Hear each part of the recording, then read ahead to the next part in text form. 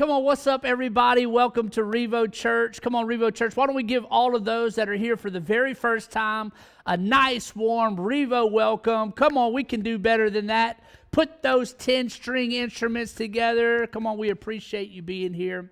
What an amazing morning it is. Well, if you are here for the very first time, my name is Charles, and I have the honor and privilege, really, of pastoring this church with our amazing team I love so much, who do such an incredible job week in and week out, really setting the atmosphere and setting the stage for this. And I just wanted to let you know that I obviously am not here live in person today. And the reason is because I'm in Mexico, and I actually had to record this message on Friday because I'm a squirrel, and I thought I was leaving Sunday afternoon at 7 p.m. to fly to Mexico to see my son. But the reality is when I checked my itinerary, it was 7 a.m. So let's just say that I was in scramble mode for a couple of days trying to figure out, man, I got to record this message. I got to get it ready for Sunday. And I just want to say I am so sorry. I had planned on being here live with you today, but your pastor's a little squirrely sometimes, and I clicked the the AM button, and I thought I had clicked the PM button. And so if you are here for the very first time, come back next week. I will be live with you. But I do want to ask you, just be praying for us. My oldest son, Charlie, who many of you know, who sings up here on the worship team, he has been in Mexico for a month, and he's really going to be there for 2 months. And so he won't be with us for Thanksgiving. So me and my youngest son, Jackson, we flew out early this morning, and we were flying into Mexico to spend a few days with Charlie, just kind of for Thanksgiving and all of those different things to be with him. But I'm super excited, honestly, guys, about this message, because we have been, if you've been a part of Revo for the last month and a half, really we've been in this series, which we call our Heart for the House series. We do this once a year at the end of the year. And really what that is it helps to really celebrate everything that we were able to accomplish in 2025. But it's also that we can roll out the vision for 2026. And several weeks ago, we had rolled out this vision for 2026 that now we are in a building campaign. And for those that are new here, you will see behind me on the screen the interior of what we are trying to build right in the field right next to us. So we're in this building campaign right now where over the next 2 years, we're trying to raise some money to be able to build this facility. And so I'm super excited about it. We're going to be able to reach more families and meet more needs, and it's going to be awesome. And so today, what I want to do is I want to talk really from two books in the Bible. I want to talk from Genesis 14, and then I also want to talk from 1 Samuel chapter 7.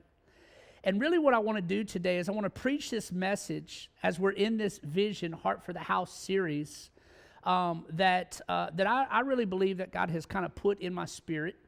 And really it is, it comes from this place of I get to. If you're taking notes today, you can write that down. The title of today's message is I Get To. Come on, everybody say, I get to. Come on, actually say that one more time like you believe it. Say, I get to. Come on, I get to, I get to, I get to. And if you're here and you're new to Revo Church, I just want you to just kind of relax a little bit. Come on, just relax. Just settle in your seat. Just relax a little bit. And I know when pastors really, they start preaching on giving, sometimes people get a little tense. They get a little uncomfortable. If you're here for the very first time, please, this is really directed to those that call Revo their home church. And but I also want you to know that this is not a message about pressure. It's not about guilt. It's not about twisting anybody's arm. It's really a message about gratitude, about faith, and really about vision of where we're headed. This is not a message for people with money. This is a message really for people with a memory. Come on, all of us have a memory. All of us have something in mind. And if God has ever done anything in your life, today's message is, it's for you. It's for you. And so I want to start off really in Genesis chapter 4. We're going to look at Genesis chapter 14, starting in verse 17. And I'm going to tell you right now, there's some names in here that I really don't know how to pronounce. I'm a little illiterate. I can't read that well. I can't pronounce things that well. People make fun of me all the time about how I say words. So I'm just going to go ahead and just lay it out there in front of you. I probably will butcher some of these words. And so here we go. So after his return from the defeat of Chedorlaomer, there you go. I can't say that word. So we're just going to call that guy Shed. Is that all right with you? Come on, everybody say, what up, Shed? What up, Shed? And the kings who were with him, the king of Sodom, went out to meet him at the valley of Sheva. And Melchizedek, king of Salem, brought out bread and wine.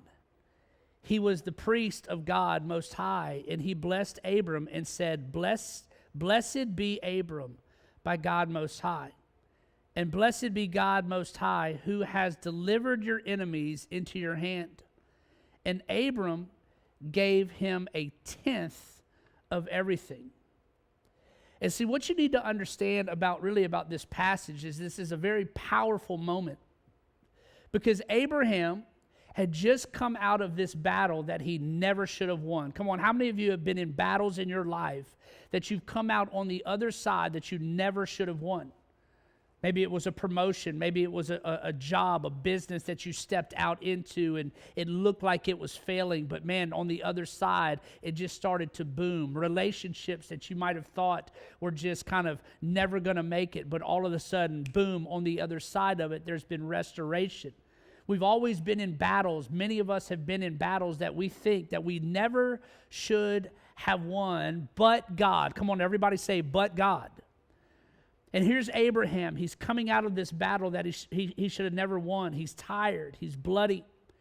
He's probably wondering, how in the world did I make it through that? Man, how in the world did I defeat this? How in the world did I come out of that? How in the world did all of this take place? And right there, God begins to send a priest, not with a lecture, not with a bill, not with guilt, but listen, but with bread and wine, which actually represents symbols of blessings, strength, and a covenant. And Abraham responds by giving. Not because he had to, not because someone pressured him, but because he realized that God did this. If it wouldn't have been for God, he would have been defeated. But God did this. God helped him. God blessed him. And he began to say to himself, I get to give. I get to give. Point number one in this whole thought process is, thus far, the Lord has helped us. And that actually comes from 1 Samuel chapter 7, verse 12. It says, Samuel picks up a stone and he sets it on the ground and he declares, thus far the Lord has helped us. Come on, everybody say thus far. Come on, say it again. Say thus far. See, God had just given Israel in this moment, had given them this miracle victory. And Samuel said, man, I'm putting a stone here because I don't want us to forget. I'm basically going to kind of build this little monument. I'm going to put this stone here so that when I walk by or when someone else walks by, it's a memory. It's something that will help us to remember what God has already done thus far. Thus far, the Lord has helped us. Basically, the thought is because if we forget what God has done, we will begin to lose the faith to believe for what God will do. Can I tell you this, church? That memory builds momentum. It builds momentum. That's why we're always talking about what God has done thus far, until now. Until now is this whole mindset really of the series that we're in. Until now, God has done some miraculous things. We laid this out over a couple of weeks ago, all of the things that we were able to be a part of in 2025, 306 salvations just in 2025. Over 100,000 pounds of food and disaster relief stuff that we were able to send all over the place just in 2025. So we have to remember these things that God has done in our life, because memory builds momentum. But the opposite is true. The further you get from the miracle, the more likely you are to forget the miracle. Can we just pause real quick and just thank God for what He has done through Revo Church in the last 5 years? Can we just pause for a minute and just give God some praise for the years, the 5 years of miracles, the 5 years of faithfulness, the 5 years of changed lives? Come on, the 5 years of God doing the impossible. Come on, church, can we just give God some praise right here, right now, for what God has done through Revo Church? And I tell this story constantly. I tell this story all the time about when we launched the church, and 8 weeks later, we had to shut the doors, and then we were homeless for several months, and then we went across the street to the mall, and then we went back to the school to relaunch, and then in 2022, man, God blessed us with this property. I never want to get tired of telling that story. I always want it to be a memory in my mind. I want us to be able to look back and say, just like Samuel, man, I'm going to put a monument. I'm going to put this stone here so that when anybody walks past this place or hears the story, it's something that they can think of and look back of and say, God, you have given us a miracle. And thus far, we've been able to see changed lives, hope restored, and futures built. Come on, church, can we give God some praise real quick for what He has done until now? But here's the danger in all of that. Comfort makes us forgetful. Familiarity drains our faith. And blessings can actually become background noise. I realize this, that some of you are sitting in blessings that you begged God for years ago. Some of you are living in answers that you've cried over night and day. And some of you used to pray for the things that you're complaining about now. See, comfort makes us forgetful.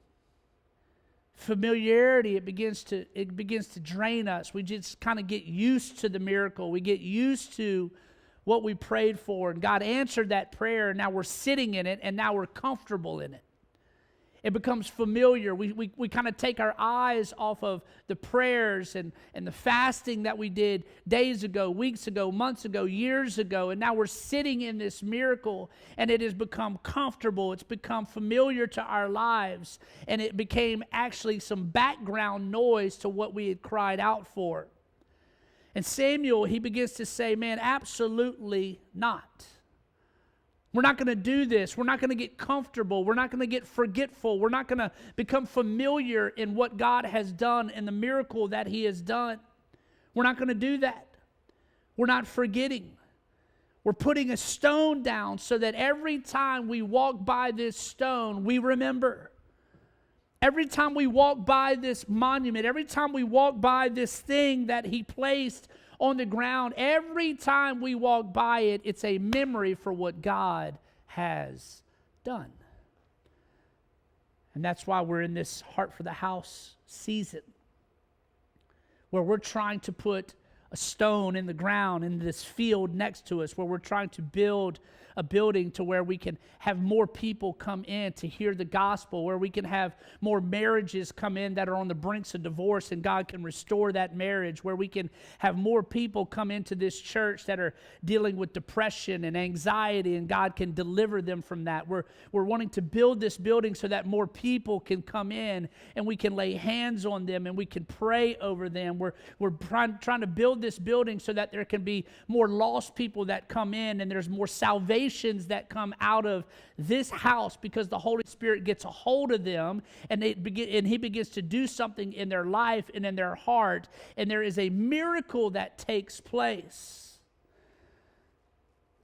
We're building something that's just a place where people can walk by and drive by at a late night, and maybe they're driving home in this neighborhood. Maybe they're driving in the parking lot at the school. Maybe they just drive down 200 and all they see is a beacon of hope. And saying, you know what, if God can do it for them, He can do it for me. Because when you remember what God has done, something rises up on the inside of you that says, if He brought me this far, come on, He can take me further. If He brought me this far, He can take me further. Point number 2 is this, is God always blesses before we give. Genesis 14, Melchizedek shows up. He shows up with bread and wine and blesses Abraham. Hear me when I say this, that God always gives before He asks. He always gives before He asks. Grace always comes before generosity. Blessings always precedes obedience. See, Abraham didn't give to get blessed. Abraham gave because he already was blessed. He didn't give to manipulate God. He gave because he recognized God.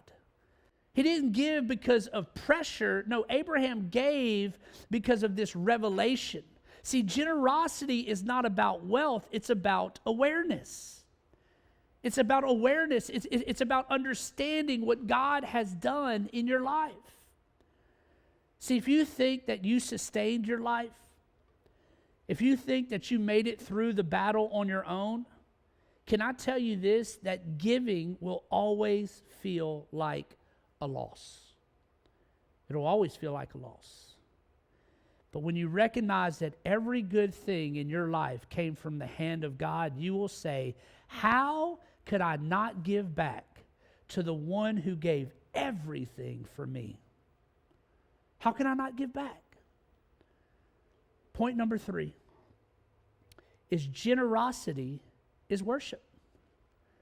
It's worship. It's a form of worship. That's why at the end of this church service, we always say, hey, listen, as we begin to close out and worship, our way as a church, we worship God with our tithes. Why do we say that? Because giving is a form of worship. God, you have given me everything. So I'm going to give back to you. Why? Because I recognize what you have done in my life. Genesis 14:20, it says, and Abraham gave him a tenth of everything. That is what tithe means, a tenth of everything. Did you know this? That the tithe did not begin as law. The tithe actually began as love. It began as love. Abraham wasn't following this rule book. He wasn't just saying, okay, well, the law says this, and the law says that. Well, the rule book says this, and the rule book says that. He wasn't following a rule book. No, he was actually responding to a revelation. He was responding, and he says, man, God, help me win this battle that I should have lost. He helped me overcome. He helped me defeat something that I should have lost, that I should have never won. He protected me. God strengthened me. He provided for me. God blessed me. And so his natural response was, man, I get to give.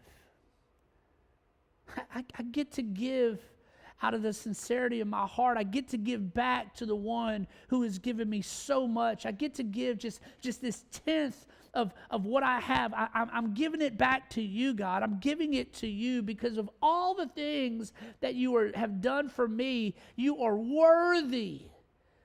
And I get to give. I get to give. Not because I have to. Not because I'm supposed to. Not because the church needs me to. Listen, because God has been too good for me and to me to withhold anything from him. That is why Abraham gave. And see, this is where the challenge meets the mission. This is where the challenge meets the mission, because generosity is not just about you trusting God. Listen to me. It's about people meeting Jesus. That is generosity. It's not about you just trusting God. It's about people meeting Jesus. See, you're giving, it actually creates space. Your giving is actually helping us to build space, build more seating capacity. Your giving actually creates more space when it comes to us doing outreaches. Over 1,197 people were touched this past weekend on a Saturday, where they came through this property and we met them with medical care and food and shoes and prayer and all of these different things. What is it? Your giving created space for that to happen. Your giving creates opportunities. Your giving creates, listen, salvations. That's what your giving creates. Let me ask you this question. What if someone else's miracle is on the other side of your obedience? What if a family that doesn't even know Revo Church exists right now will be sitting in the seats right there next to you next year because you gave this year? What if your generosity becomes someone else's stone of remembrance? See, we're not just giving to a church. We're giving through a church to change a city. I say this all the time. You don't give to Revo Church, you give through Revo Church. And point number 4 is our giving makes it possible. Our giving makes it possible. Do you know that this January we're going to be entering into our 6th year as Revo Church? And that means something, especially if you know what we've come from. But I looked up, what does the number 6 represent? What does the number 6 represent? It means something that is unfinished. The number 6 means to labor. I believe that in this 6th year, we're stepping into something that we're going to have to labor a little bit more. We're gonna have to reach a little bit more. We're gonna have to serve a little bit more. We're gonna have to give a little bit more. The number 6, it means that, listen, it is a year of work. It is a year of labor. It's something that is unfinished. I believe this with everything inside of me, guys. I believe it with everything inside of me, that we're stepping into a season of greater reach, of greater impact, of greater salvations, of greater ministry, of greater generosity. Listen, I believe with everything inside of me, as we step into year number 6, it is going to be a year that we reach more people. But listen to me. Vision requires provision. Vision requires provision. I believe that God gives the vision. He lays the vision and he gives the vision, but we, his people, bring the provision. And I say this all the time. It's not about equal giving. It's about an equal sacrifice. And when all of us participate together, God then begins to multiply it. And this is the season that we're in. as we're planting seeds for the next 6 years. And this is the season where we say, God, everything I have is yours. God, use my life for your kingdom. Everything I have is yours. I don't give out of comfort. I give out of conviction. I don't give out of pressure, but I give of purpose. And this is not fundraising. I truly believe that this is faith raising.